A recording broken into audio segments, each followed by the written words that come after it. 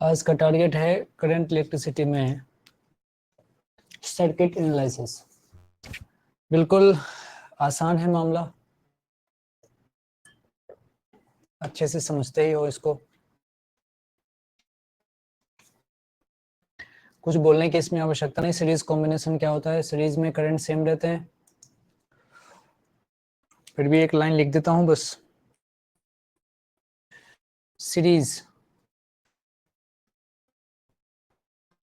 Series का मतलब होता है जब करंट को एक ही रास्ता मिले। सोच के देखो,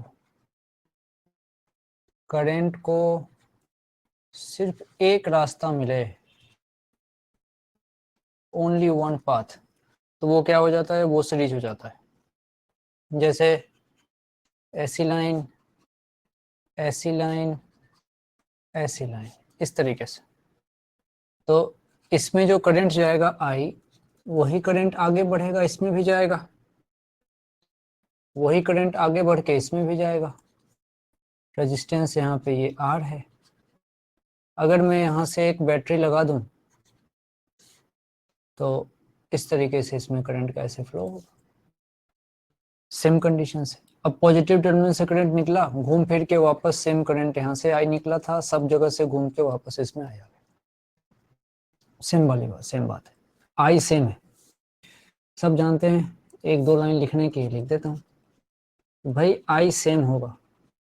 अब सोच के देखो, जब आई सेम होगा तो वी डिफरेंट होगा, क्योंकि हम जानते हैं delta v equals to I R होता है। अब तुमने यहाँ आई सेम कर दिया तो पक्का पक्का वी को डिफरेंट होना पड़ेगा। वी बोले तो पोटेंशियल, तो यहाँ पे वी जो है वो डिफरेंट होगा। जहां आई सेम होगा वहां वी डिफरेंट होगा, सिंपल बात है। रेजिस्टेंस, अगर तुमसे कोई नेट रेजिस्टेंस पूछता है, मान लो ये R1 है, R2 है, R3 है, ये R1 है, ये R2 है, ये R3 है, तुमसे नेट रेजिस्टेंस कोई पूछता है, तुम सीधा निकालते हो R1 plus R2 plus R3। मान लो n रेजिस्टेंस हो और सब के सब अगर मान लो सारे रेजिस्टेंस R हो, ऐसे अगर 3 रेजिस्टेंस होते तो रिजल्टेंट कितना होता, 3R। अगर n रेजिस्टेंस होते, ऐसे अगर सीरीज में n रेजिस्टेंस होते तो इनका रिजल्टेंट कितना हो जाता, NR। 2 होते तो 2R, 3 होते तो 3R, n होते तो NR। फालतू की बातें हैं, सब आपको आता है, कोई दिक्कत नहीं। अब अगर कहीं पैरेलल कॉम्बिनेशन हो तो क्या बात होती है, समझिए। अगर कहीं पैरेलल कॉम्बिनेशन हो, पैरेलल कॉम्बिनेशन में आखिर हो क्या सकता है, ये मैं समझाना चाहता हूँ। पैरेलल में पोटेंशियल सेम रहता है, तुम जानते हो, ठीक है, कोई दिक्कत नहीं। अगर यहां से इस तरीके से हमारे पास कोई भी एक बैटरी लगा देते हैं,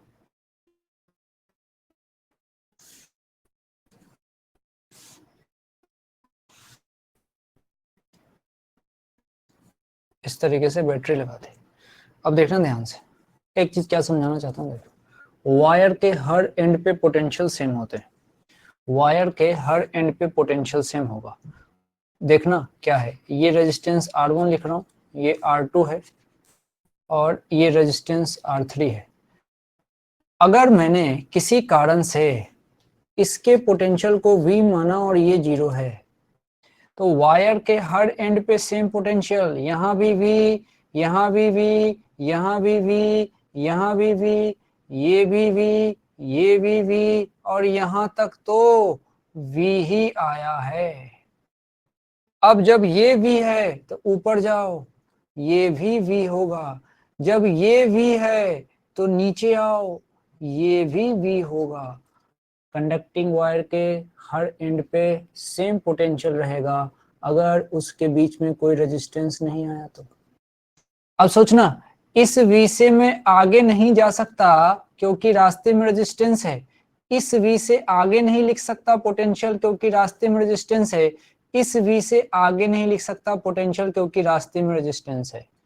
तो क्या करना होगा, तो भाई ऐसे नहीं लिख सकते, तो फिर दूसरी तरफ से चल के देखते हैं, दूसरी तरफ से चल के देखते हैं। देखना, ये जीरो तो यहाँ भी जीरो, यहाँ भी जीरो, यहाँ भी जीरो, ये भी जीरो, ये भी जीरो, ये भी जीरो।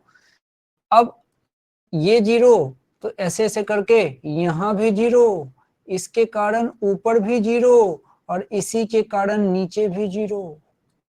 देखो अब क्या मजेदार बात आ गई, समझ में आ रही है भाई? अगर मैं ऊपर वाले रेजिस्टेंस को पकड़ता हूं तो इस रेजिस्टेंस के एक एंड पर पोटेंशियल V है, दूसरे एंड पे जीरो है।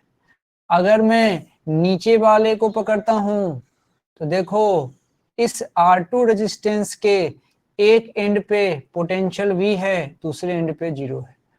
अगर मैं R3 को पकड़ता हूं तो इस R3 के एक एंड पे पोटेंशियल V है, दूसरे में जीरो है। मतलब या तो इसकी बात कर लो या इसकी बात कर लो या इसकी बात कर लो, R1 R2 R3 तीनों रेजिस्टेंस के लिए पोटेंशियल डिफरेंस V सेम आया। पोटेंशियल डिफरेंस V सेम आया, पक्की बात है V इक्वल्स टू IR होता है, एक सेम आ गया तो I को डिफरेंट होना ही पड़ेगा। हाँ I का बंटवारा होगा लेकिन V इसमें सेम होगा, V इसमें सेम होगा। इसका मतलब जो करंट चला रहे हो, अगर तुमने यहाँ से I करंट निकाला है तो इस I के तीन टुकड़े होंगे, इस I के तीन टुकड़े होंगे, कुछ इधर जाएगा, कुछ ऊपर जाएगा, कुछ नीचे जाएगा, ये जंक्शन कहलाता है। तो भाई यहाँ से एंट्री हुई थी I की, उस I का एक टुकड़ा I1 ऊपर गया, I2 R2 में गया और I3 R3 में गया।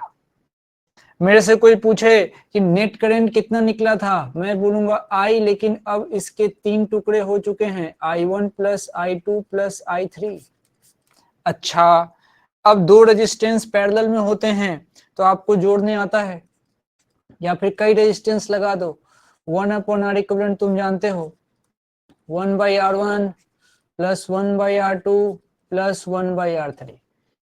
मान लो, सुनना ध्यान से, दो रेजिस्टेंस, मैं लिख देता हूं, दो रेजिस्टेंस हो, R वैल्यू के हो, दोनों पैरेलल हो तो रिजल्टेंट कितना होगा? सोच के देखो, R/2 हो जाएगा।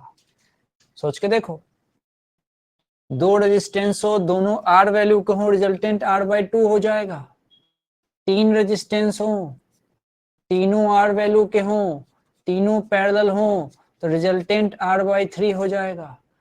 n रेजिस्टेंस हो, सब R वैल्यू के हो, सब पैरेलल में हो तो रिजल्टेंट R/n हो जाएगा। यहाँ पे n डिवाइड हो गया और वहां पे n मल्टीप्लाई हो रहा था। ये छोटी सी बातें हैं, इसको बस ध्यान में रखने की जरूरत है। अब कोई बकवास नहीं, सीधा क्वेश्चन पे आते हैं।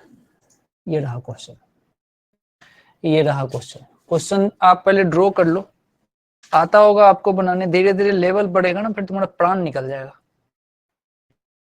इसलिए ज्यादा उछलने की जरूरत नहीं है। आप तो क्वेश्चन जाता है, पहले बनाइए उसके बाद करिए। इसमें ऐसे ऐसे क्वेश्चन आएंगे आपका दिमाग जगह पे आ जाएगा।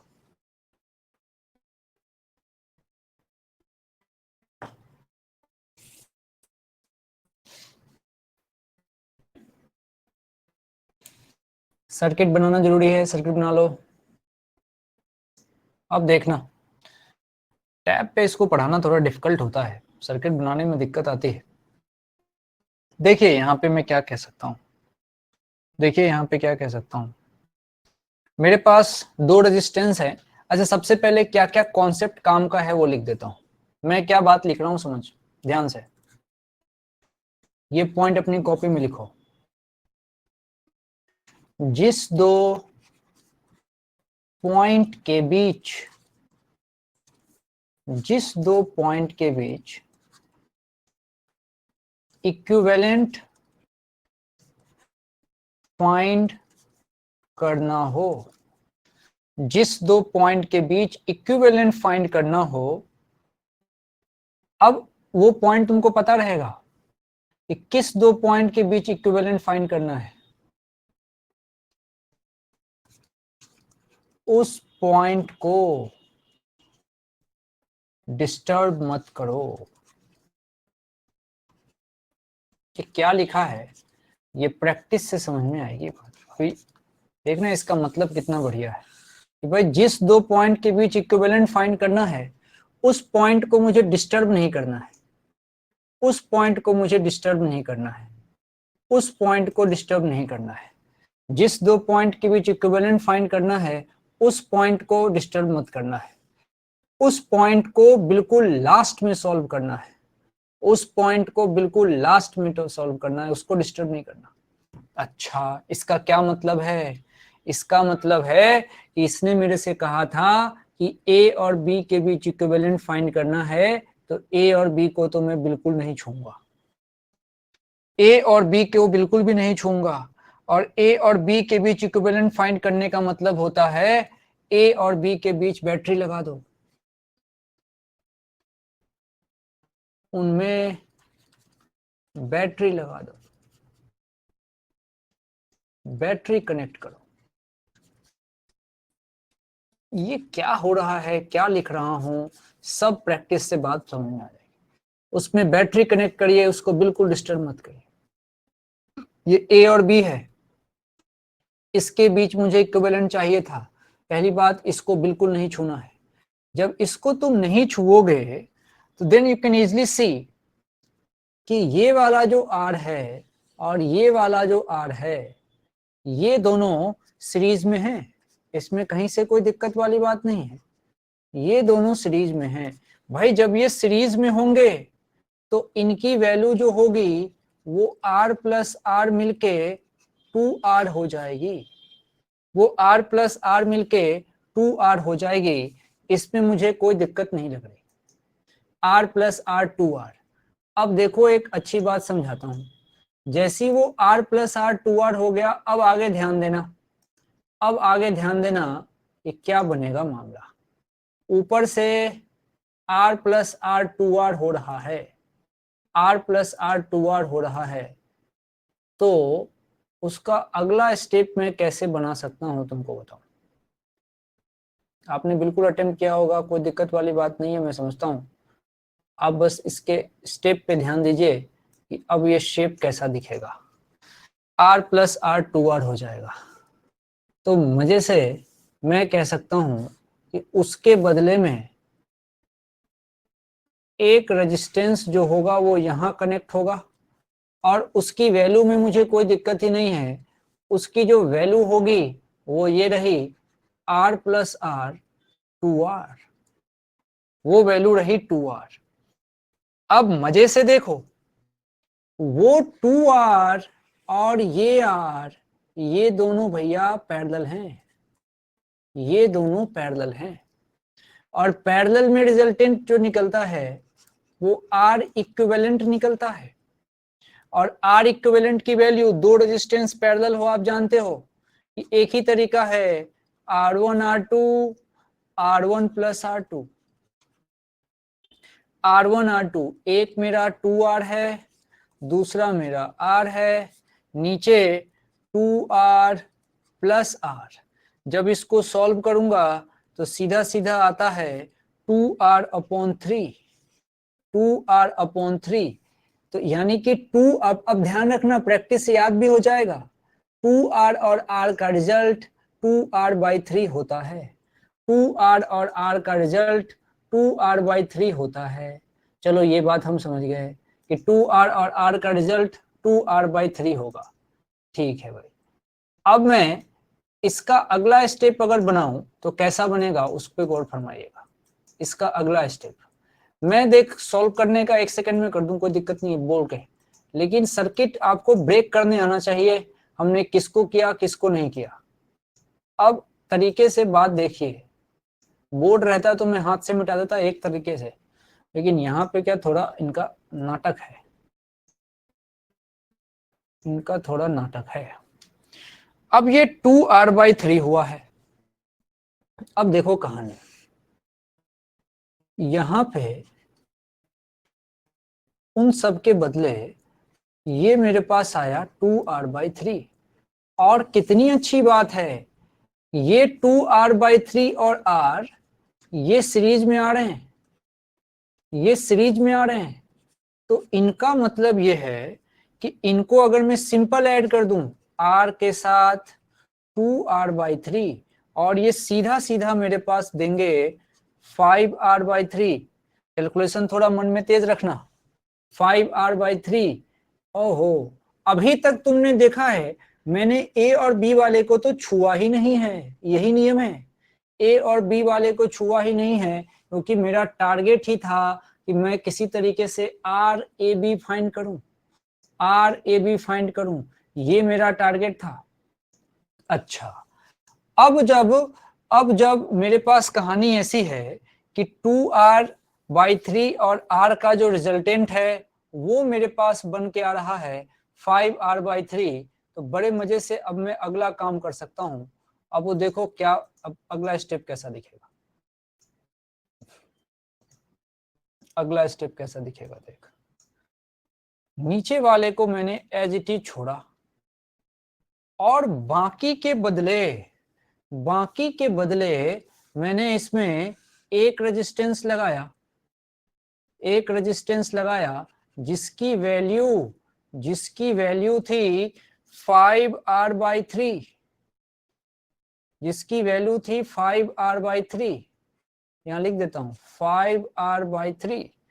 अब मजा आ गया, ये 5r/3 और r हमारे लिए पैरेलल में है, इसी के बीच तो तुमने मन ही मन एक्सेल कनेक्ट किया हुआ था। अब कहानी बिल्कुल सिंपल है और क्रिस्टल क्लियर है कि मैं इसके बीच में एक सेल कनेक्ट करूंगा। अब ये रहा मेरे पास 5r/3 और r पैरेलल में है। अब कोई कहे कि बताओ a और b के बीच इक्विवेलेंट कितना होगा, तो मैं लगाऊंगा फॉर्मूला r1 प्लस r2, यानी कि 5r/3 मल्टीप्लाई होगा r से, नीचे ये 5r/3 ऐड किया जाएगा r में, सॉल्व करेंगे 5r/8 मेरा आंसर आएगा। अब देखो, अब तुम पूरे स्लाइड को गौर से देखो, हर एक स्लाइड एक एक स्टेप है, दिखाता हूं देख। ये था क्वेश्चन, ये था क्वेश्चन, थोड़ा कुछ सेव हो रहा है, रुक जाइए।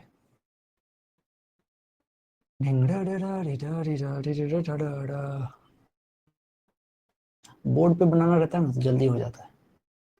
इस पे क्या है थोड़ा सा, लेकिन बोर्ड पे बहुत टाइम लगेगा। मैं बनाऊंगा आप बनाएंगे, मैं बनाऊंगा आप बनाएंगे, और बोर्ड पे पता क्या दिक्कत होती है, इतना स्टेप तुम नोट ही नहीं करोगे, तुम शॉर्ट में काम चलाते हो, और जब कठिन सवाल आएगा तुमको पता ही नहीं चलेगा बीच में क्या किया गया था। अब देखो एक एक स्लाइड, अगला देख, ये आर और आर सीरीज में जोड़ा 2r, फटाफट देखते चलो। ये देखो अगला स्टेप, अब देख 2r ऊपर वाला आ गया था, वो 2r इस r के साथ पैरेलल में, रिजल्टेंट आया 2r/3। अगला देखो, वो 2r/3 जो यहाँ दिख रहा है आपको, वो उस r के साथ सीरीज में आ गया, इसका रिजल्टेंट 5r/3। अगला स्टेप, वो 5r/3 नीचे r के साथ पैरेलल और आंसर देगा 5r/8। क्या बढ़िया तरीके से हो गया। देखो इतना स्टेप तुम बोर्ड पे जीवन में नहीं करते, तो बोर्ड पे क्या करते, तुम सीधा आंसर मैं मिटा देता, तुम सीधा सीधा लिख लेते, शॉर्ट में अपने स्टाइल में कर लेते काम चलाने के लिए। अब अगला सवाल बनाता हूं, वो अगले सवाल को आप तरीके से सोचिएगा कैसे होगी बात। अगले सवाल को, आवाज वगैरह जा रही है, थोड़ा बता दीजिए, आवाज वगैरह जा रही है? Yes sir. पीआर नंदिनी आई हैं, श्रेया आई है, अनंका है, सिमू है, पीआर नंदिनी है, संजना है, अनुष्का है, साब्यसाची है, ओजस भाई है, विपुल है, और फिर वो कहाँ गया, वो लड़का फिर गायब है, ये जो है पिटाया गया थे। चलिए अगले सवाल पे सब लोग आंसर करेंगे, उसके बाद फिर तो हम स्टेप कर ही लेंगे। कहाँ गया कहाँ गया, ये है देखिए सवाल, ये देखो, पहले कॉपी पे सवाल बनाओ, पहले कॉपी पे चित्र बनाइए, photo, photo must be at your copy, in your copy, in circuit बनाए।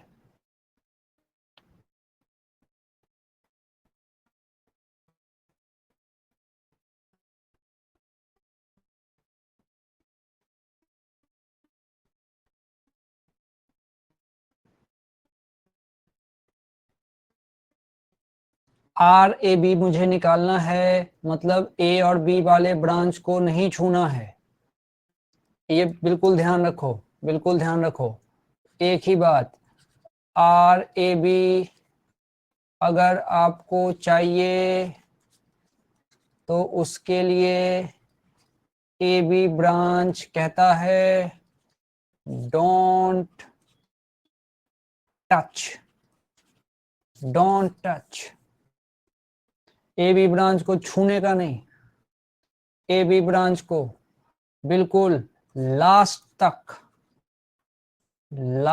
तक में छूना नहीं है उसको। यही नियम है।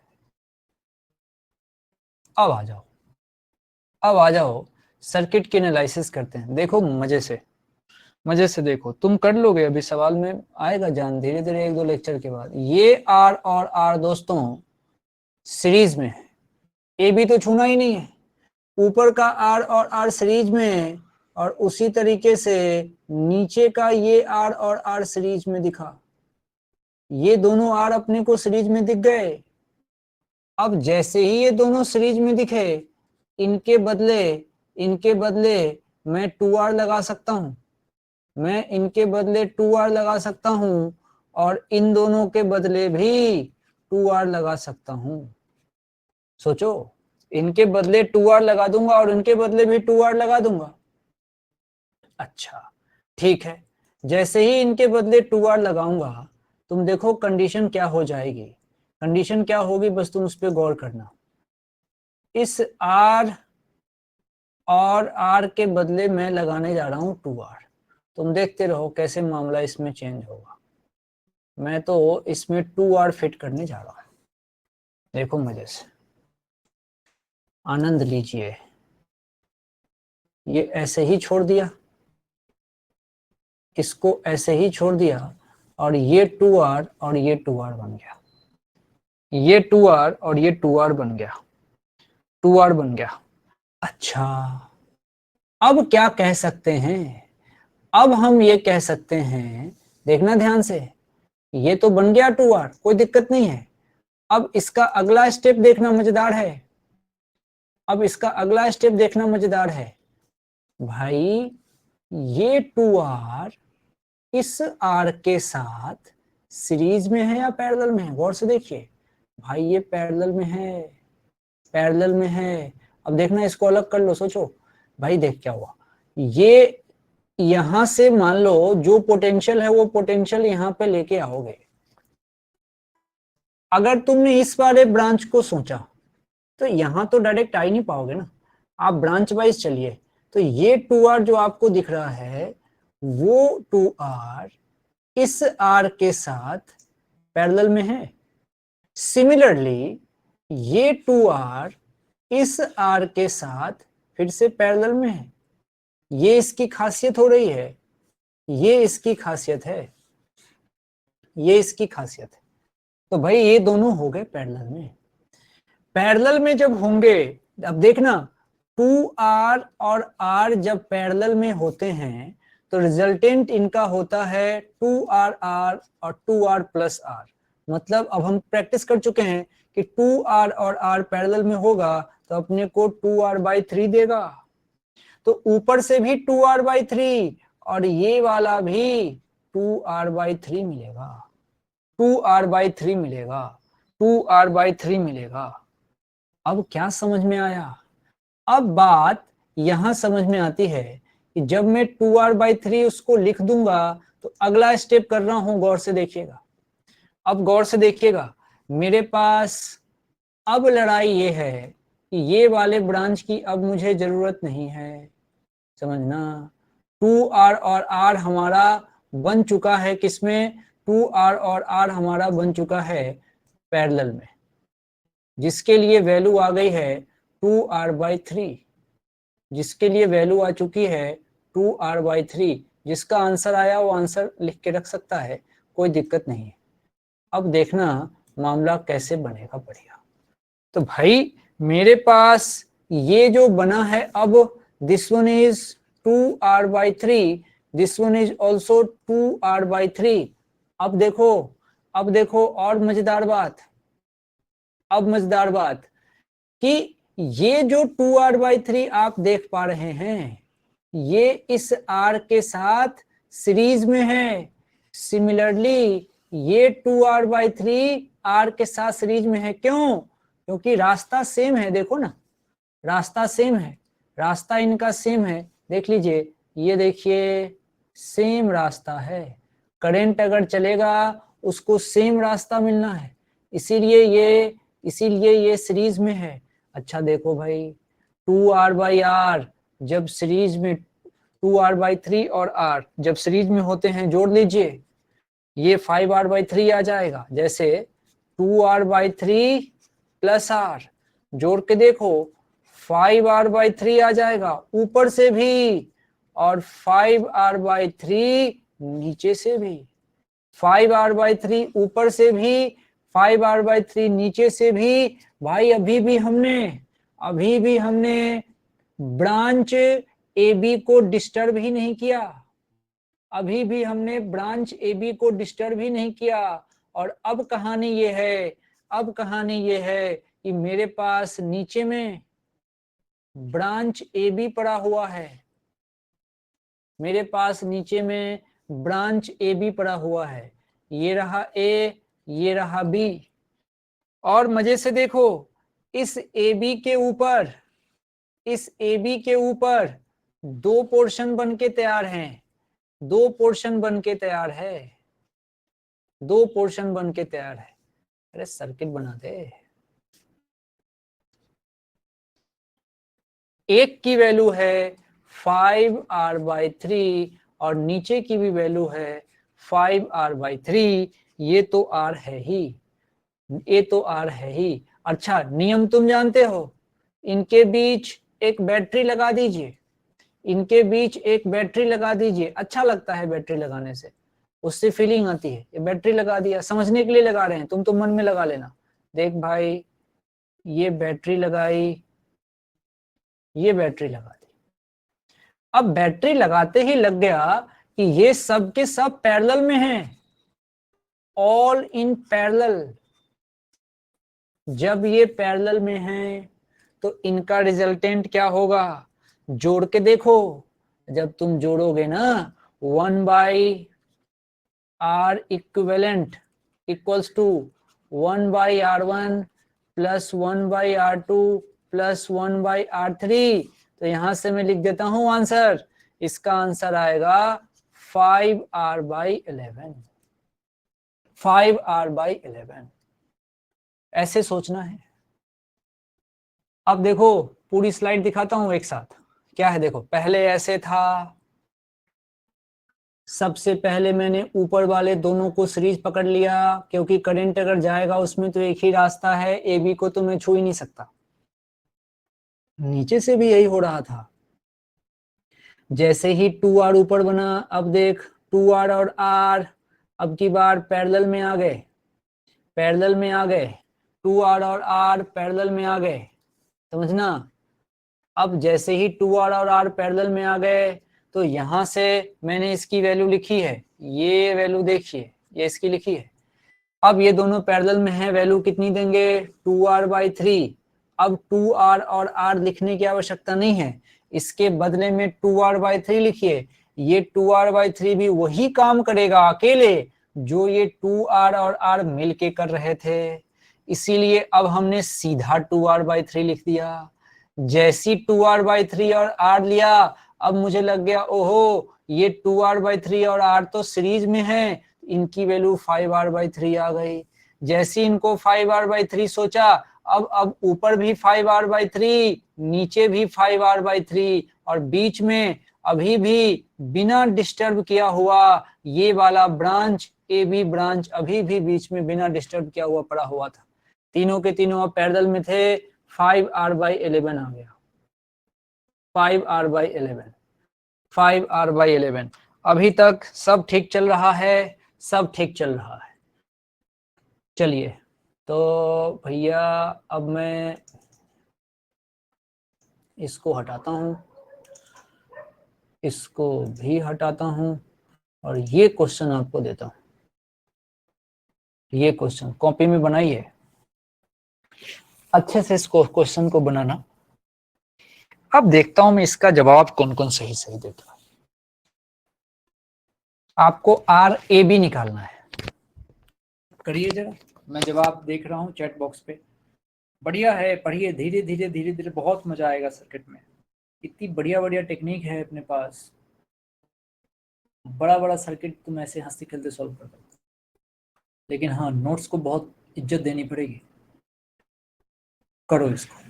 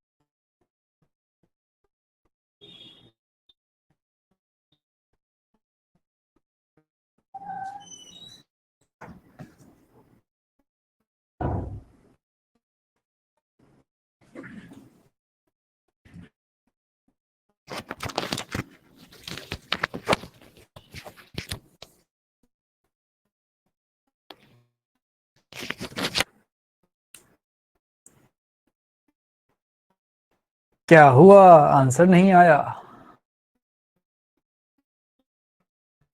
एक आंसर आया है, श्रेया का। श्रेया का आंसर आया है लेकिन वो गलत है। दूसरा आंसर आया, वो महा गलत है। दूसरा आंसर भी आया, वो महा गलत है। श्रेया तो थोड़ा रेंज में भी थी। हाँ, संजना का एक आंसर आया है, ये सही है। संजना का आंसर आया है, ये सही है। चलिए, एक सही आंसर आया है। आपको समझाता हूं क्या सोचना है इसमें। भाई नियम तो एक ही कहता है, जो पूछोगे, जिस पॉइंट के बारे में पूछोगे, उस पॉइंट पे मैं अपने मन से एक बैटरी लगा दूंगा। तो भाई तुमने मेरे से पूछा पॉइंट AB के बारे में, तो मैं अपने मन से, इतना दूर क्यों जाऊं, जल्दी बना देता हूं, अपने मन से A और B के बीच एक बैटरी लगा दूंगा। एक सेल लगा दिया, ये नियम है। अच्छा लगता है, इससे पता रहता है कि अब आप AB को मत छूइए और बाकी देखो कितना बढ़िया है। और एक सबसे अच्छी बात बताऊं क्या, ये वाला जो रेजिस्टेंस है और नीचे ये वाला जो रेजिस्टेंस है, अब देखो मजे से, अब ये भाई C वाले पे देखो, ये C और ये वाला जो हमारा D है, ये दोनों तो ओपन एंड हो गए। ये भी ओपन हो गया और ये भी ओपन हो गया, उधर कोई कनेक्शन ही नहीं है। मेरे से A और B के बीच पूछा था, तो नियम कहता है आप बैटरी लगाओ A और B के पास, यानी कि C और D तो ओपन हो गया। ओपन होते ही ये बेकार हो गया और ये भी बेकार हो गया। तो ये दोनों तो मेरे काम के ही नहीं बचे, ये दोनों मेरे काम के ही नहीं बचे, इस बात को समझिए, ये दोनों मेरे काम के नहीं बचे। अब मैं क्या कर सकता हूं, अब मैं क्या कर सकता हूं, जरा ध्यान से देखिएगा तो बात समझ में आएगी। अब जरा ध्यान से देखिए, फिर बात समझ में आएगी। वो दोनों तो बेकार हो चुके हैं, तो अब तो उसको हटाओ। अब उसको हटाओ और तरीके से अब सोचो क्या होने वाला है, तरीके से आगे की कहानी समझाता हूं। अब देखो, जैसे उधर का ब्रांच हटा, अब किसी को भी दिख जाएगा, अब किसी को भी दिख जाएगा। क्या दिखेगा? उसको दिखेगा कि भाई ये वाला, ये वाला और ये वाला ये सब के सब सीरीज में हैं, ये सब के सब उसको दिखेंगे सीरीज में। जैसे ये सीरीज में दिखेंगे ना, तो वो इन सब के बदले में एक ही रेजिस्टेंस बना लेगा, 3R 3R 3R। ये हो गई इसकी अगली लड़ाई। अगली लड़ाई, अब इन सब के बदले में एक ही रेजिस्टेंस बनाएगा वो, जिसका नाम होगा 3R।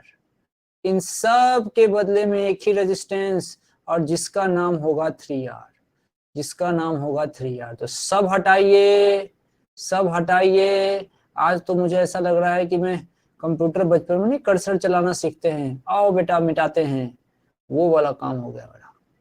लेकिन चलिए, आपका हैंडआउट बहुत बढ़िया बनेगा इससे।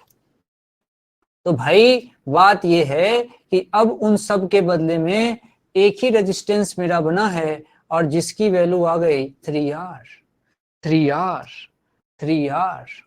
आया क्या? मैंने एक्स्ट्रा मिटा दिया क्या? ओहो दोस्तों, एक्स्ट्रा मिटा दिया, एक्स्ट्रा मिटा दिया। देखो पता क्या कर दिया, ज्यादा मिटा दिया। देख इन तीनों के बदले में 3R आया है ना, ये R तो रहेगा ही सही, मैंने ज्यादा मिटा दिया। कोई बात नहीं, कोई बात नहीं, फिर से बना देता हूं, फिर से बना देता हूं। देख ये एक, और उन तीनों के बदले में एक रेजिस्टेंस आया है जिसकी वैल्यू है 3R 3R। अब क्या मजा है, अरे भाई अब ये दोनों पैरेलल हो गए, अब ये दोनों पैरेलल हो गए, 3 और R पैरेलल हैं, ये हैं पैरेलल। जैसे ही ये पैरेलल है तो इसकी वैल्यू कितनी होगी भाई, 3R into R, 3R plus R। याद रख लो, R1 R2 R1 plus R2 होता है। सॉल्व करोगे 3R/4 आएगा, 3R/4 आएगा। इसका क्या मतलब है? इसका मतलब है इस वाले R और 3R को पैरेलल में जोड़ के जो काम हो रहा था ना, वो 3R/4 अकेले कर लेगा। इसका मतलब अब मुझे इसको R और 3R को लिखने की जरूरत नहीं है। इसके बदले में मैं एक ही रेजिस्टेंस बना दूंगा, लेकिन उसकी वैल्यू होगी 3R/4, लेकिन उसकी वैल्यू होगी 3R/4। ये बात बस समझ में आनी चाहिए कि हाँ, अब मैं एक ही रेजिस्टेंस लगाऊंगा जिसकी वैल्यू होगी 3R/4। अब मजा आएगा। अब देखिए सर्किट और छोटा हो गया, और छोटा हो गया, और छोटा हो गया, और इसके बदले में ये लग गया तुम्हारा 3R/4। अब देखो मजे से, बैटरी लगा रखा है तुमने, और बैटरी से कोई भी करंट निकाल लो, वो करंट को जाने के लिए एक ही रास्ता मिल रहा है, एक ही रास्ता मिल रहा है। आई करंट निकाला, ये आई करंट घूम फिर के वापस इसी रास्ते से आ गया। मतलब ये सब के सब सीरीज में है, सीरीज में है। जोड़ दीजिए, R 3R/4 प्लस R, जोड़िए कितना आया, 4R/4, 4 3 7 4 11, ये आ गए 11R/4। मैं कैसे जोड़ रहा हूं सोचो, R को देखो यहां क्या किया, R को मन ही मन 4R/4 बोल दिया, क्योंकि एक के पास नीचे में 4 है, इसलिए R को भी 4R/4 बोल दिया। तो इससे जल्दी जोड़ गए, जोड़ने में आसानी हुई। अब जोड़ना क्या सिखाऊं तुमको, जैसा मन करता है भाई तुम वैसे जोड़ना। ये आया है, ये आया है 11R/4। लेकिन इस क्वेश्चन में मेरा मन एक और चीज पूछने का हो रहा है, इसी क्वेश्चन में मेरा मन एक और चीज पूछने का है, और वो है कि अगर मैं अब तुमसे RAB न पूछ के RAD पूछूं तो क्या निकालोगे बताओ? ये बढ़िया सवाल है। अब मैं RAB पूछ ही नहीं रहा, मैं RAD पूछ रहा हूं, कैसे निकालोगे? एक बार फिर से बता दीजिए, CND वाला। अरे बिल्कुल बिल्कुल बताएंगे। अब आप देखिए CND वाले पे चलिए।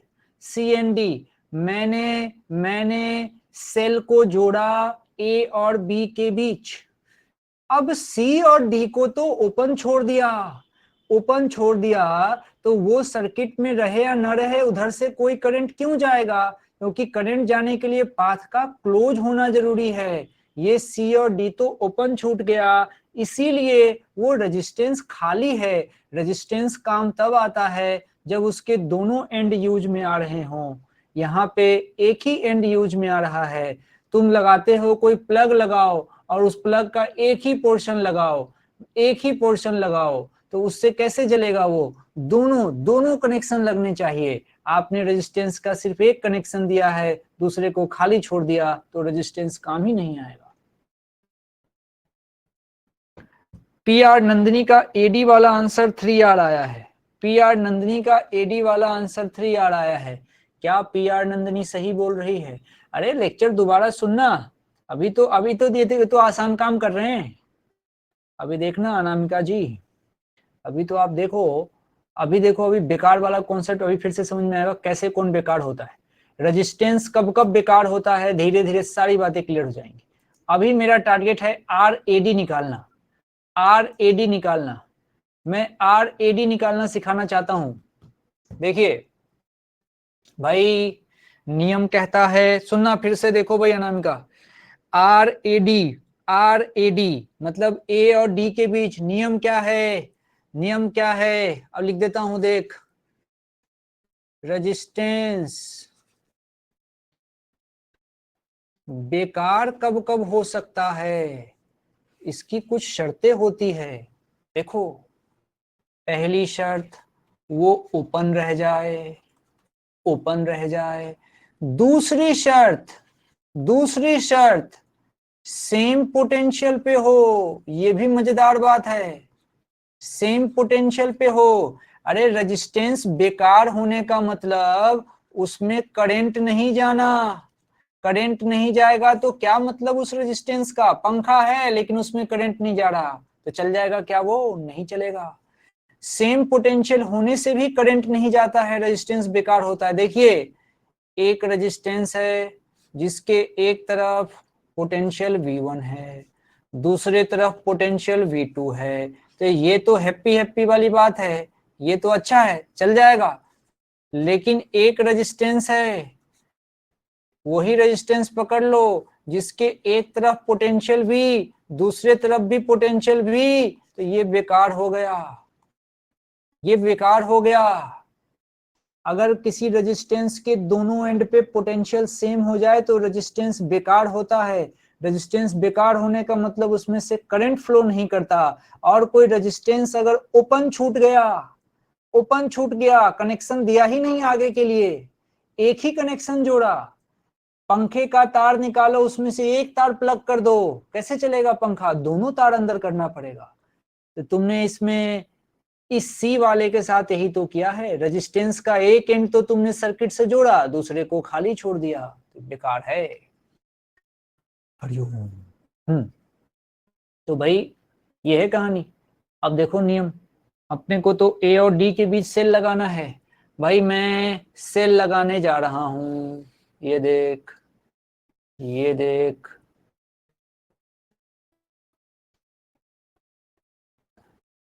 ए और डी के बीच सेल लगाने जा रहा हूं, ये देख, ए और डी के बीच सेल लगाया, ओहो मजा आ गया। ए और डी के बीच सेल लगाया, तुम आराम से कह सकते हो कि ये रेजिस्टेंस बेकार, और ये फिर ये वाला रेजिस्टेंस भी बेकार, क्योंकि ये तो ओपन छूट गया था, तो ये भी बेकार और ये वाले भी बेकार।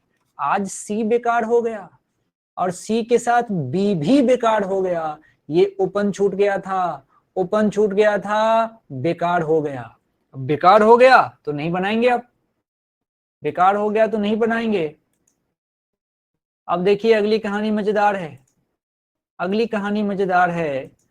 ये बेकार है, हटा दीजिए, ये बेकार है, हटा दीजिए, कोई काम का नहीं है, हटा दीजिए।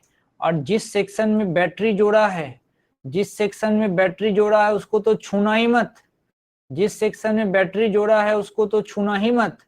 अब देखो यहां ध्यान से, अब देखो यहां ध्यान से, अब मजे से देखो, ये वाला मेरा सेक्शन था, अब ये बन के तैयार है।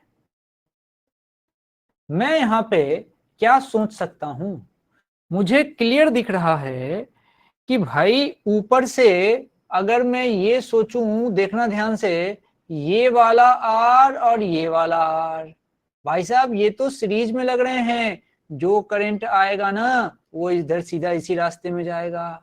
जब रेजिस्टेंस, दो रेजिस्टेंस के बीच करंट का एक ही पाथ हो तब वो सीरीज में होता है। ये हो गए सीरीज में और वैल्यू हो गई 2R। इसका मतलब इन दोनों के बदले कोई एक रेजिस्टेंस लगा दो जिसकी वैल्यू 2R रख दो, ये वही काम करेगा जो ये R और R ऐसे मिलके कर रहे थे। सिमिलरली इस R को तुम इस वाले R के साथ सीरीज में बोल सकते हो। यहां भी करंट का ये पाथ नहीं बना रहा हूं, मैं समझा रहा हूं कि करंट का रास्ता सेम है, तो ये भी R प्लस R 2R बन गए, ये बन गए 2R। इसका मतलब इन दोनों को हटा के भी एक रेजिस्टेंस बना सकते हो जिसकी वैल्यू आएगी 2R। अच्छा ठीक है भाई, तो कैसा दिखेगा मामला, कैसा दिखेगा मामला, अभी बता रहा हूं। देखो ये दोनों हटाओ, ये दोनों हटाओ और इनके बदले एक लगा दो जिनकी वैल्यू आ जाए 2R, और ऊपर वाले के लिए भी एक लगा दो जिनकी वैल्यू आ जाए 2R। अब मामला दिखेगा कैसा ये समझिए। अब देखिए मजेदार, भाई ये आने दो, ये इस तरीके से, अब ये ऐसे हैं, ये इस तरीके से, एक रेजिस्टेंस ऊपर से लेके आ रहा हूं और एक रेजिस्टेंस यहां से लेके आ रहा हूं।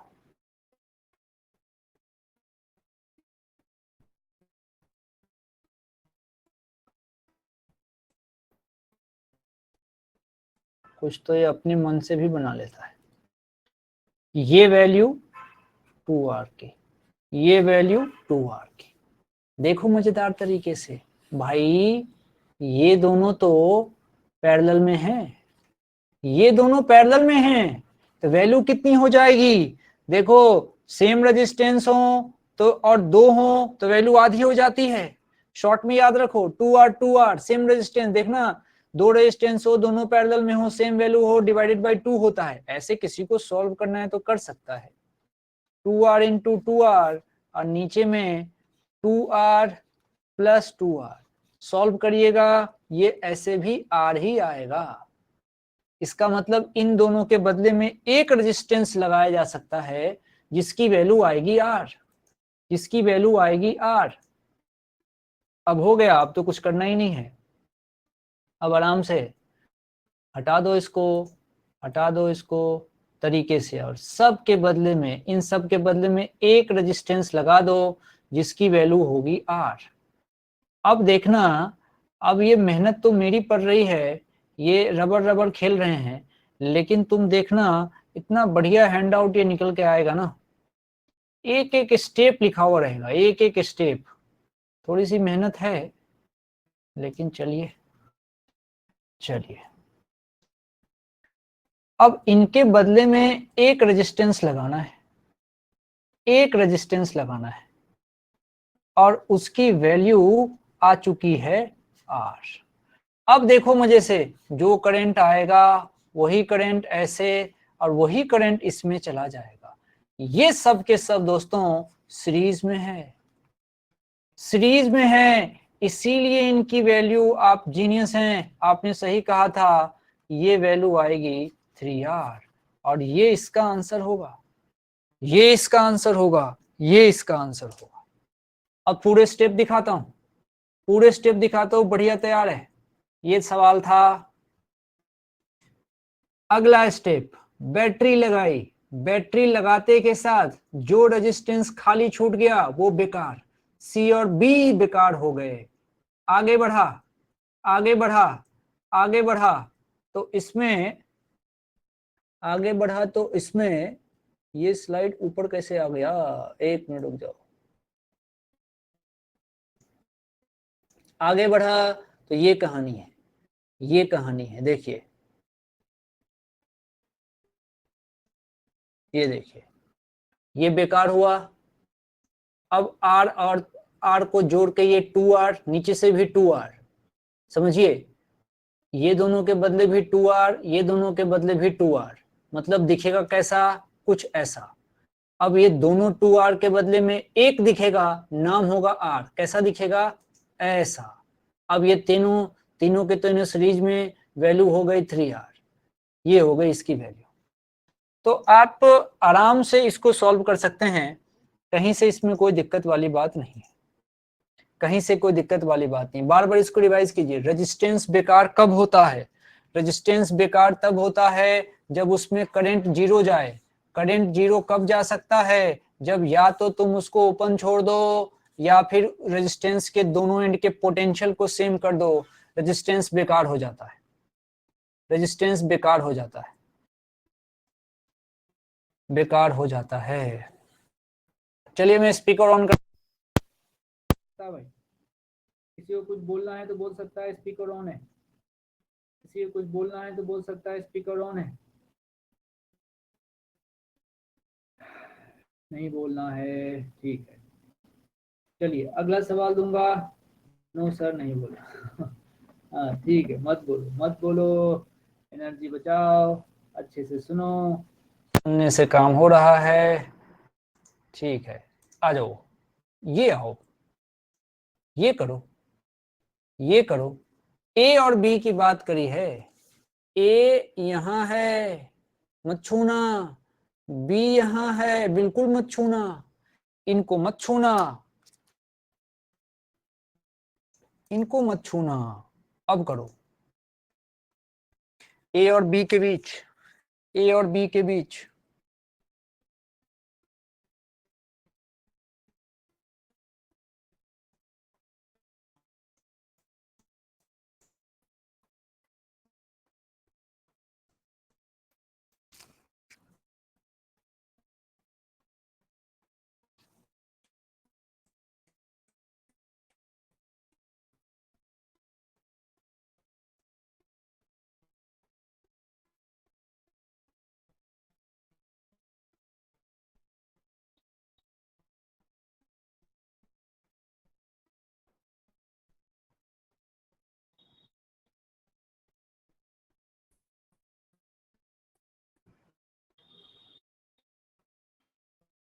छोटा करिए इसको, इसको मन ही मन ड्रॉ करके, मन ही मन तो नहीं होगा, ड्रॉ कर करके इसको छोटा करिए, छोटा करिए, बिना ए बी वाले ब्रांच को डिस्टर्ब किए। ए बी मत छूना, ए बी मत छूना।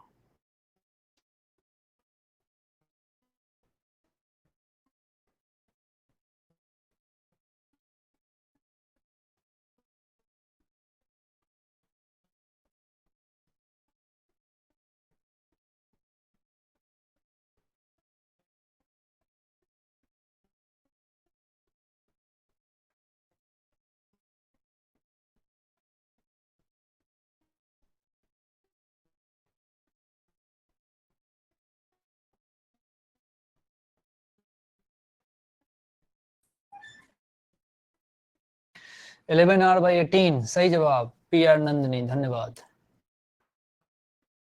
11r/18, देखा जाए, देखा जाए क्या हो रही है कहानी, समझे भाई। मेरे को तो क्या दिख रहा है, संजना भी सही, सही सही, धन्यवाद धन्यवाद। देखिए भाई, अपने को ए और बी को तो छूना नहीं है, जैसे ए और बी को नहीं छूना है, एक चीज तो समझ में आ रही है।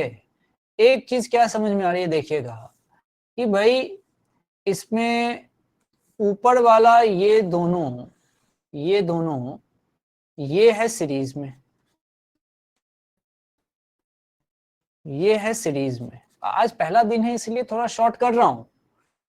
ये दोनों तो सीरीज में है। अब देखना मजे में, इनको जोड़ के जो आएगा, ये सीरीज में है, तो वैल्यू कितनी देगा, ये सीरीज में है तो वैल्यू कितनी देगा 2r।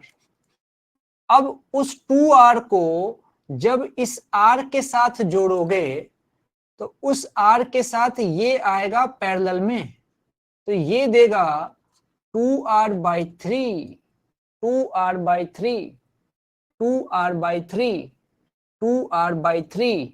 Similarly, you can say here r and r in series, ये भी सीरीज में है, इसको जोड़ के आएगा 2r। और देखना जैसे ही इस 2r को इस r के साथ सॉल्व करूंगा ये मुझे क्या देगा, ये देगा 2r/3, 2r/3, 2r/3। ये हो गई अच्छी बात, ये हो गई अच्छी बात। अब तो काम आसान हो गया, अब काम बिल्कुल आसान हो गया। देखो कैसे, देखो कैसे। अब बाकी हटा देते हैं, बाकी हटा देते हैं, इन सब को हटा के एक रखेंगे जिसकी वैल्यू आएगी 2r/3। इन सब को हटा के एक रखेंगे जिसकी वैल्यू आएगी 2r/3, और ऊपर के भी इन सब को हटा के एक रखेंगे जिसकी वैल्यू आएगी 2r/3। बस मजा आ जाएगा, बस मजा आ जाएगा। देखो कैसा दिखेगा, ये कैसा दिखेगा भाई। एक तो ये ऐसे दिखाओ और दूसरा ऐसे दिखाओ। अब मजे से दिखा दो, एक रेजिस्टेंस यहां दिखा दो, एक यहां दिखा दो, एक वैल्यू यहां दिखा दो कितनी 2r/3, एक वैल्यू यहां दिखा दो कितनी 2r/3। मजे से। अब कितना अच्छा हो गया, अब कितना अच्छा हो गया। ये 2r/3 और 2r/3 किस में हो गए, ये सीरीज में हो गए। ये 2r/3 और 2r/3 ये सीरीज में है, ये हो गए सीरीज में, ये हो गए सीरीज में। हाँ सीरीज में सीधा सीधा जोड़ देते हैं तो वैल्यू आएगी 4r/3। इसका मतलब अब इन दोनों के जगह पे, अब इन दोनों के जगह पे एक रखा जाए और उसकी वैल्यू रख दी जाए 4r/3। अपना काम हो गया, अपना काम हो गया। अब इनके जगह पे एक रखो, इनके जगह पे एक रखो, ये लो, और इसमें रेजिस्टेंस लगा दो, नाम रख दो 4r/3। अभी और बात समझो, ये 4r/3, 4r/3 और ये r, ये देखो ये 4r/3 और r ये पैरेलल में है, तो वैल्यू कितनी आएगी, इसको तो गुना करना पड़ेगा। 4r/3 मल्टीप्लाई करिए r से अपॉन 4r/3 में r जोड़िए। ये जब आप सॉल्व करेंगे तो 4r/7 आएगा। इसका मतलब इन दोनों के बदले कोई एक रखिए जिसकी वैल्यू आएगी 4r/7, 4r/7। अब 4r/3 और इस r को लिखने की जरूरत नहीं है, इसके बदले में कोई एक रख दिया जाए जिसकी वैल्यू आ जाए 4r/7, तो अपना काम हो जाएगा, अपना काम हो जाएगा। तो भैया सीधा सीधा इसको हटा दो। ये देखो मैंने ए बी को तो डिस्टर्ब ही नहीं किया, ए बी को तो डिस्टर्ब ही नहीं किया। इस यही तो नियम है कि जिसके अक्रॉस चाहिए इक्विवेलेंट उसको डिस्टर्ब ही मत करो, उसको डिस्टर्ब ही मत करो। तो अब तो एक यहां से लगाओ जिसकी वैल्यू लाओ 4r/7। ये देखिए एक लेके आइए, अब वैल्यू रख दीजिए 4r/7, 4r/7, 4r/7। अच्छा, अब किसी को भी दिख गया क्लियर, ये दोनों किस में हैं, तो सीरीज में हैं। तो 4r/7 और r ये सीरीज में है। भाई सीरीज में तो सीधे सीधे जोड़ देते हैं, तो सीधा सीधा जोड़ दो। 4r/7 में r जोड़ दो, r को 7r/7 लिख सकते हो, ये आ गया 11r/7।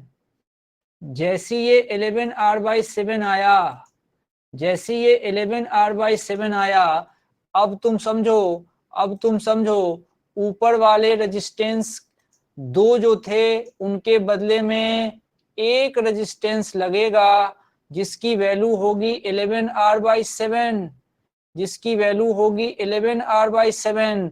मजा आ गया, अब सारा काम आसान हो गया। अब एक ही रेजिस्टेंस लगा दीजिए ऊपर में, जिसकी वैल्यू आप लिख दीजिए 11r/7, आपका काम हो जाएगा। आपने ए बी को डिस्टर्ब नहीं किया है, आपने ए बी को डिस्टर्ब नहीं किया है, क्योंकि आप जानते हैं आपने मन ही मन ए और बी के बीच में एक बैटरी लगा रखी है, आपने इसको डिस्टर्ब नहीं किया। ऊपर की वैल्यू है 11r/7। अब देखो अच्छी बात, ये दोनों पैरेलल में हैं। जैसे ही इनको पैरेलल में सॉल्व करोगे फाइनल आंसर आ जाएगा। इनको पैरेलल में सॉल्व कर दो, you will get the final answer. तो क्या आया देख लीजिए, ये आ गया अपने पास 11r/7, ये आ जाएगा 11r/18, 11r/18 जो आप लोग कह रहे थे। ऐसे सोचना होता है, एक एक स्टेप। पी आर नंदिनी का आंसर आया था, संजना का आंसर आया था, श्रेया का आंसर आया था, बाकी लोग ने ट्राई किया होगा, आंसर आ भी गया होगा, लेकिन कौन मैसेज टाइप करे। चलिए अब देखिए एक एक चीज सिखाता हूं। यहाँ पे आर ए बी पूछा था, ए बी को छूना नहीं है, ए बी को छूना नहीं है।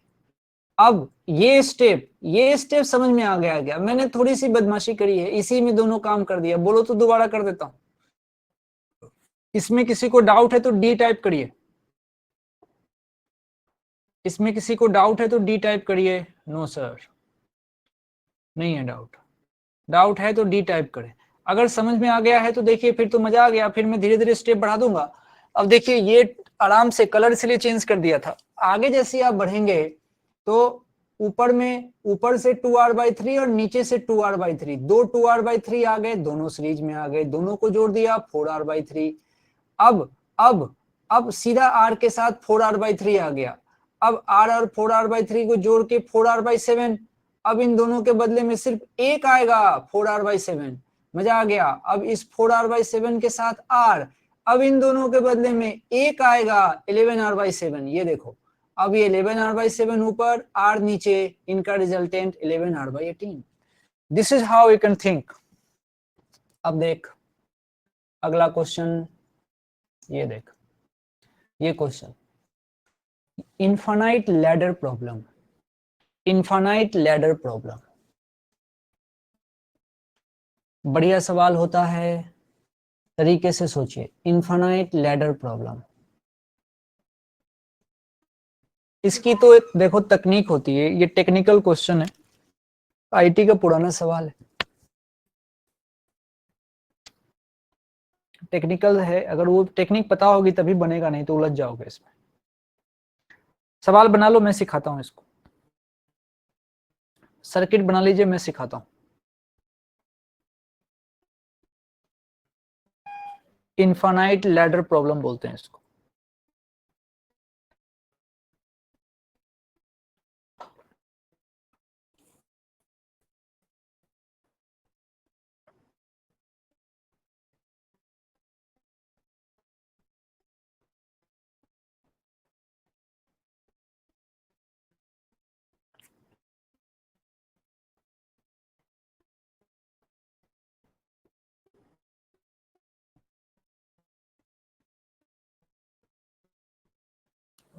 चलिए देखिए क्या है, कुछ थॉट डेवलप करिए।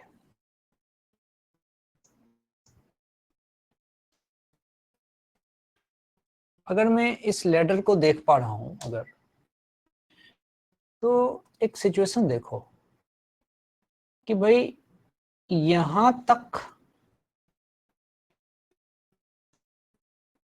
ये जो सिचुएशन है, इसको थोड़ा मैं ऐसे घेरता हूं। ये देखो लैडर की कहानी, ये लैडर ऐसे गया, ऐसे गया, उसके बाद से सेम चीज रिपीट हो रही है। 2 ओम इधर, 2 ओम इधर और 2 ओम इधर, यही चीज आगे रिपीट है। ये रिपीट है आगे, हर चीज आगे रिपीट है। भाई रिपीट कहां तक है? रिपीट इनफाइनाइट तक है। कहां तक लिखता रहूंगा, परेशान हो जाऊंगा। रिपीट इनफाइनाइट तक है, समझो बात को। रिपीट इनफाइनाइट तक है। मैं टेंशन क्यों लूं? मैं ये मान लेता हूं कि आगे जितने भी हैं, आगे जितने भी हैं, इन सब का रिजल्टेंट मैंने मान लिया मन ही मन कि इन सब का जो रिजल्टेंट है वो है एक्स। फिक्स तरीका है। इनका रिजल्टेंट जितना भी था, आगे जितना भी था, सब का रिजल्टेंट हमने एक्स मान लिया। मैं बोलता हूं फिर से सुनना। इनफाइनाइट लैडर में सिर्फ एक ब्रांच रखिए, एक ब्रांच सेफ रखिए। मैंने इस ब्रांच को सेफ रखा है, मैंने इस ब्रांच को सेफ रखा है। कहां से कहां तक? ये यहां 2 ओम और ये वाला, इस ब्रांच को सेफ रखा है। अब बाकी सारे ब्रांच को हटा के उसके बदले एक्स लगा दो। ये लिख दूं क्या? देखो ऐसे लिख देता हूं। इसमें क्या करो, बाकी सारे ब्रांच हटाओ, एक्स लगाओ। क्योंकि हमने माना कि भाई आगे जितना भी है उसका रिजल्टेंट एक्स है, आगे जितना भी है उसका रिजल्टेंट एक्स है। एक तो ये थॉट है, एक तो ये थॉट है। अब दूसरा तुमको थोड़ा अटपटा लगेगा। भाई देख, इनफाइनाइट ब्रांच थे तो आंसर एक्स आया। देखना कितनी अजीब बात है। इनफाइनाइट ब्रांच थे तो उसका जो रिजल्ट आया, उसका रिजल्ट आया एक्स। और तुमने एक ब्रांच सेव करके रखा है, तो इस इनफाइनाइट ब्रांच में अगर +1 ब्रांच भी हो जाए तो क्या बिगाड़ लेगा? एक और ब्रांच ऐड हो जाए तो भाई आंसर तो एक्स ही रहेगा। आंसर तो एक्स ही रहेगा, एक्स ही रहेगा। तुमने तुमने तुमने आराम से सोचना इस चीज को। तुमने भाई इनफाइनाइट लोगों को कुश्ती में पटक दिया।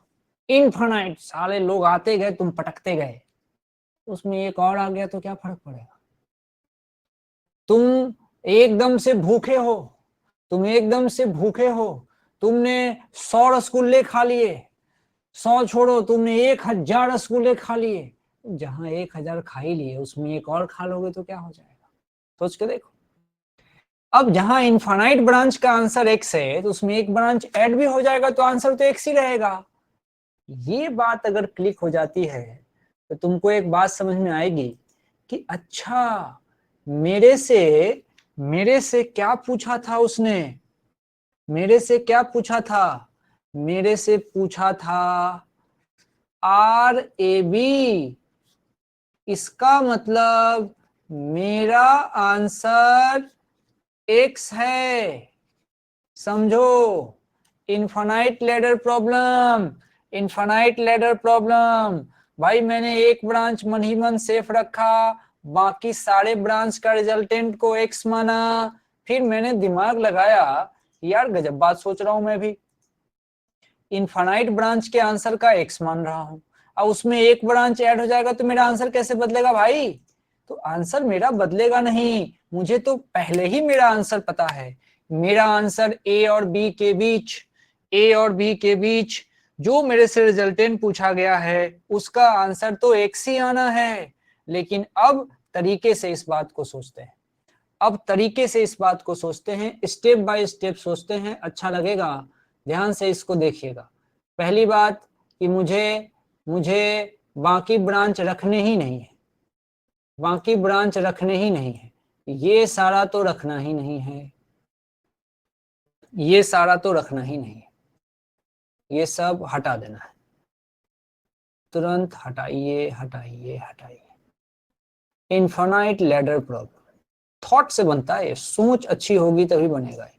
अच्छा, अब इसको हटा के क्या करना था भाई? इसमें बाकी जितने भी थे सबका आंसर जो आना था, सबका जो आंसर आना था वो एक ही आना था, और वो आना था x, वो आना था x। अब जरा इसको अगर सोचूं, x को पहले थोड़ा सॉल्व कर लेता हूं, मुझे x निकालना पड़ेगा ना। तो इसको जब सोच रहा हूं भाई, तो ये मुझे दिख रहा है पैरेलल। अब सर्किट यही तुम्हारा आंसर है, देख तुम्हें यही सॉल्व करना है, इनफाइनाइट के बदले आंसर x है, पैरेलल है। पैरेलल में आर इक्विवेलेंट निकलेगा इसका, तो कितना आएगा?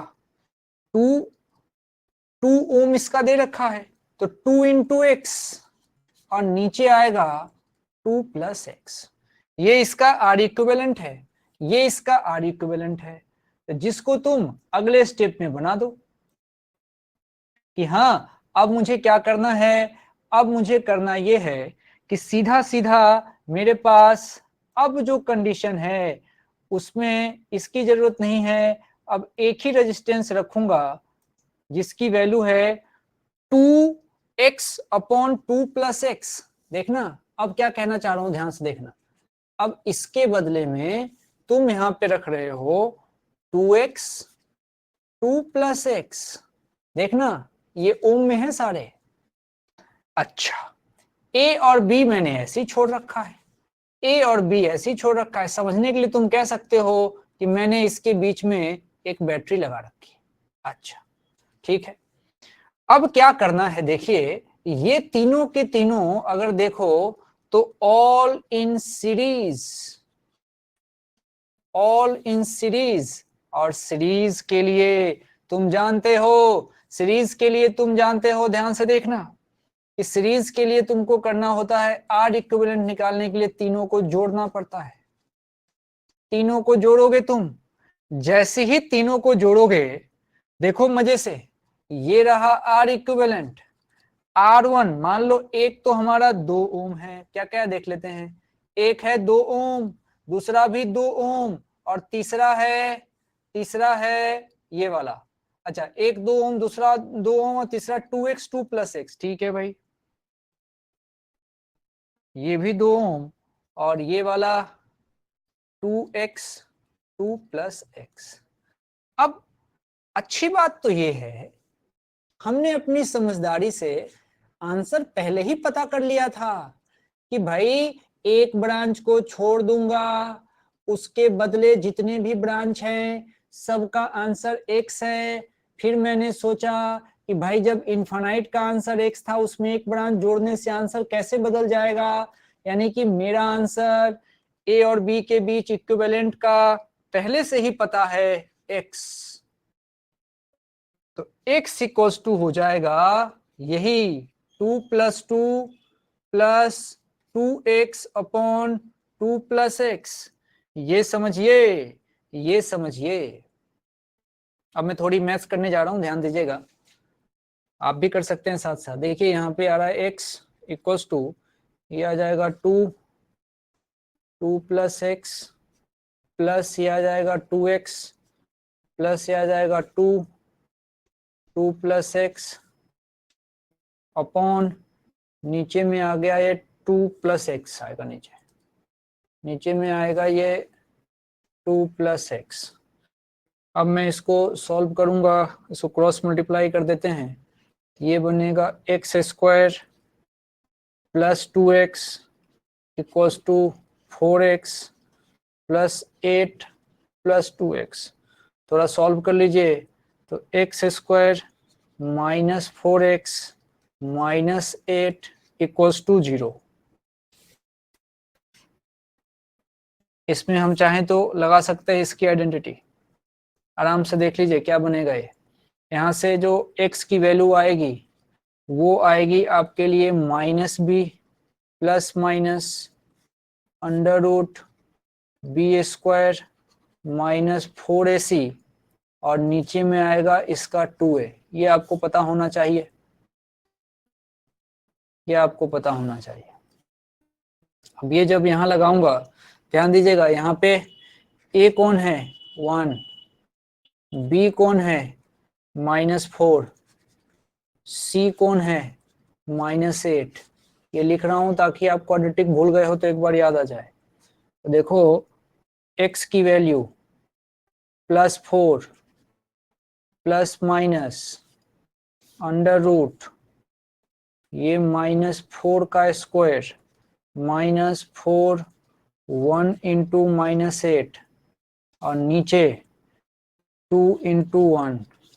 अब देख लो यानी कि यहाँ से x की वैल्यू क्या आ रही है 4 प्लस माइनस 4 के बाद प्लस माइनस अंडर रूट ये कितना जाएगा 16 और इधर से 4 गुने 8 32 तो आ जाएगा 32 प्लस 16 अपॉन में आएगा ये 2 अपॉन में आएगा ये 2। अब आप देख लीजिए जब आप इसको सॉल्व करेंगे तो यानी कि ये वैल्यू आएगी x की 2 टाइम्स 1 प्लस √3 ओम। यही इसका आंसर होगा, यही इसका आंसर होगा। थोड़ा मैथ्स में थोड़ी ही मशक्कत है, आईआईटी का सवाल है। आपको फिजिक्स तो देख यही खत्म हो गई इसकी, फिजिक्स इज ओवर हेयर। बाद में एक्स तो चाहिए ना भाई, फिजिक्स तो यही खत्म है। अब इसके बाद एक्स निकालना है तो सॉल्व तो तुमको करना पड़ेगा, सॉल्व तो तुमको करना पड़ेगा। जैसे आपको ठीक लगता है उसको आप कर सकते हैं, फिजिक्स तो खत्म है यहीं पे। बाद में सीधा सारा काम मैथ्स का है। वो तो मैंने थोड़ा सा इलैबोरेट कर दिया कि आपको एक बार क्वाड्रेटिक याद आ जाए कि हाँ ऐसे ही क्वेश्चन जो हमने मैथ्स में देखे हैं वो फालतू नहीं देखे हैं, यहाँ भी जरूरी है, इसलिए कर दिया। आप इसको शॉर्ट में भी कर सकते हैं, आपकी इच्छा। बताइए आया गया आंसर, आगे बढ़ूं क्या, आगे बढ़ूं क्या। इनफाइनाइट लैडर समझ में आया, इनफाइनाइट लैडर समझ में आया, समझ में आया। इनफाइनाइट लैडर ऐसे ही बनेगा, दूसरी कोई तकनीक नहीं है भाई, ऐसे ही बनेगा। तुमको दिमाग लगाना पड़ेगा और क्वाड्रेटिक ही सॉल्व करना पड़ेगा, कोई फार्मूला और काम नहीं आने का। अब चलो तुम्हारा मन खुश करता हूँ, टॉर्चर हो गए तुम, आसान सवाल देता हूँ। ये देख ये आसान सवाल है, ये कहाँ गया कोई, आजा। हाँ ये करो भाई, ये देखो ये करो, मन खुश सवाल, मन खुश सवाल करिए, मन खुश सवाल। कह रहा एन यूनिफॉर्म यूनिफॉर्म वायर, चलो जो है, of resistance 18 ohm is bent in the form of a circle. बढ़िया सवाल, बढ़िया सवाल, बढ़िया सवाल, करो तो देखते हैं कौन करता है ये।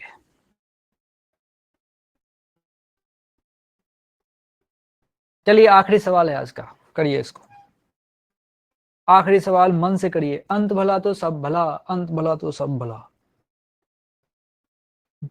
जो करे उसका भी भला, जो ना करे उसका भी भला।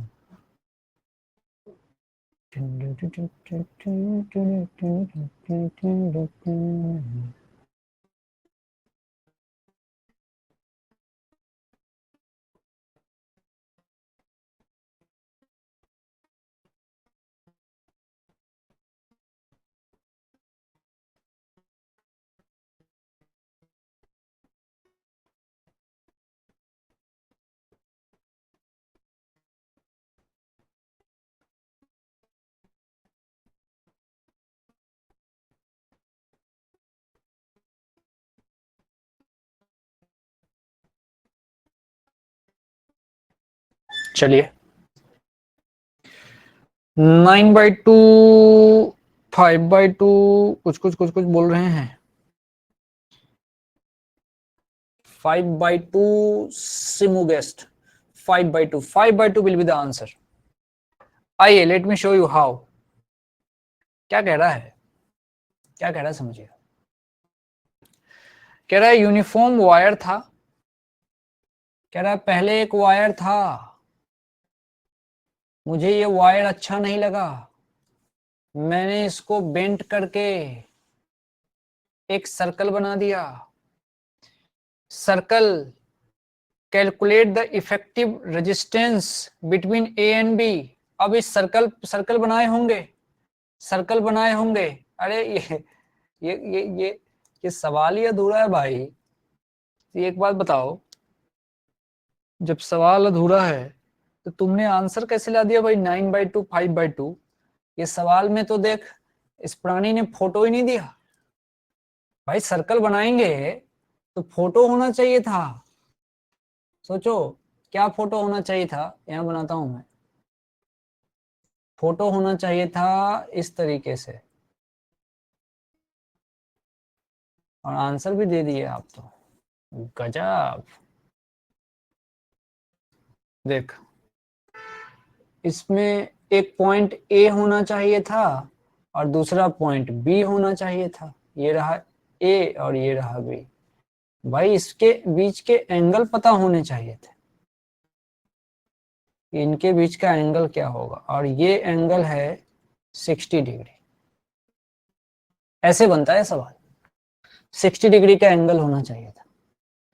ए और बी को ज्वाइन करने वाली लाइन जो एंगल बनाएगी that will be of 60 degree.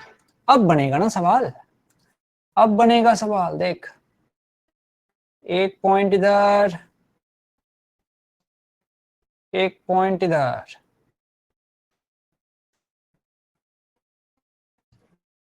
Wire था रेजिस्टेंस 18 ओम, तो पूरे वायर का रेजिस्टेंस 18 ओम। ये पॉइंट था ए और ये पॉइंट था बी, बीच का जो एंगल था वो 60 डिग्री था। अब मुझे क्या चाहिए, मुझे यहां पे तरीके से अगर बात समझी जाए तो मुझे calculate effective resistance across point A B चाहिए। मुझे ए बी चाहिए। जैसे ही मुझे ए बी चाहिए, ए और बी के बीच में बैटरी लगा सकता हूं, यही तो नियम है। तो मैंने ए और बी के बीच एक बैटरी लगाई, मैंने ए और बी के बीच एक बैटरी लगाई। अब ए और बी के बीच बैटरी लगा दी। मेरा टारगेट है कि मुझे रेजिस्टेंस का पता चले, कि मुझे रेजिस्टेंस का पता चले। मैं तुमको अगर अच्छे से समझाऊं तो मैं क्या कह सकता हूं, समझना, ध्यान देना इस बात को, कि भाई जो तुम पोर्शन की बात कर रहे हो, एक पोर्शन तो, एक पोर्शन तो तुम देखो यहां से लेके यहां तक का है, एक रेजिस्टेंस इसमें होगा, और बाकी इसका रिमेनिंग पोर्शन है ये भाई उसमें भी तो रेजिस्टेंस होगा, उसमें भी तो रेजिस्टेंस होगा। यानी कि मुझे मुझे रेजिस्टेंस निकालने हैं।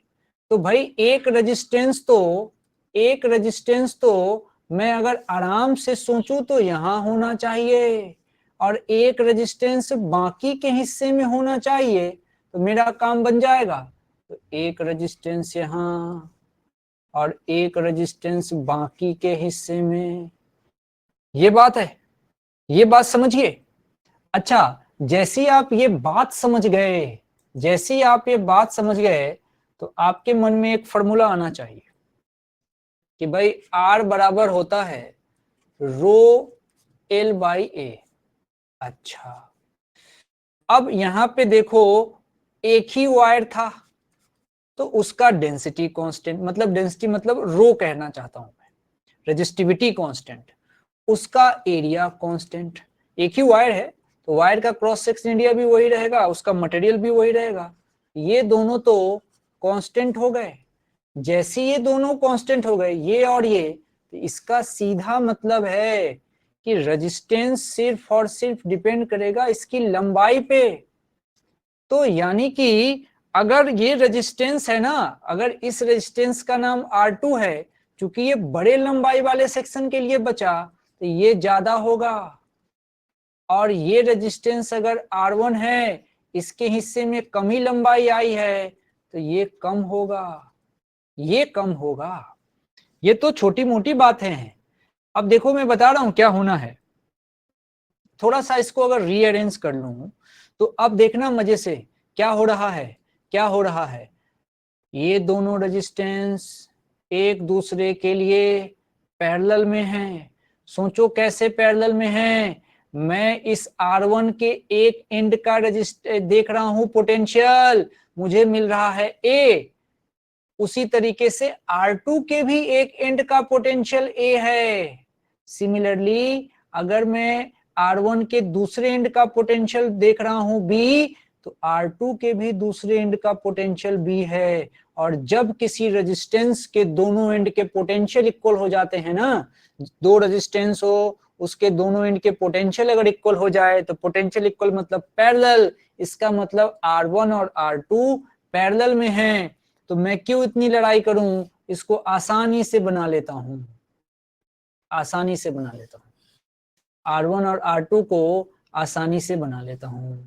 देखो इसका एक आसान काम कर लेते हैं। चलो, एक मैंने R1 बना दिया, एक मैंने R2 बना दिया। Let's suppose this one is R1, this is R2। और मुझे इसके लिए लिखना है इसका इक्विवेलेंट R1 और R2 का। अब लड़ाई ये है कि R1 R2 होगा कितना।